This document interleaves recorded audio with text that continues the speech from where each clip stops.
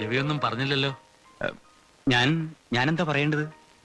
അല്ല, നിങ്ങൾ തന്നെ എല്ലാം തീരുമാനിച്ചു കഴിഞ്ഞ സ്ഥിതിക്ക് ഒരച്ഛന്റെ സ്ഥാനത്ത് നിന്ന് അത് നടത്തിത്തരേണ്ട ചുമതല മാത്രമേ എനിക്കുള്ളൂ.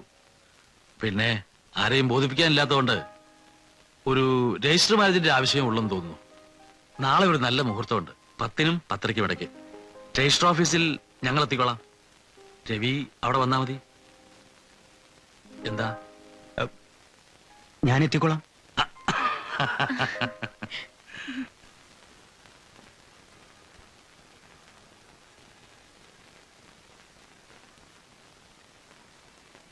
മുഹൂർത്തം മുടിഞ്ഞു പോയി. ഇന്ന ആളെ കാണുമേ.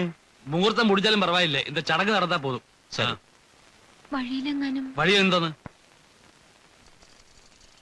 யாருங்க புருஷோத்தம் கைமல்? நான் தான். ரவீந்திரன் சார் உங்க கையில கொடுக்க சொன்னாங்க.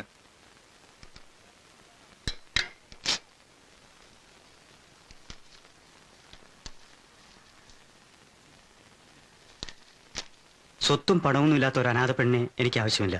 സോറി.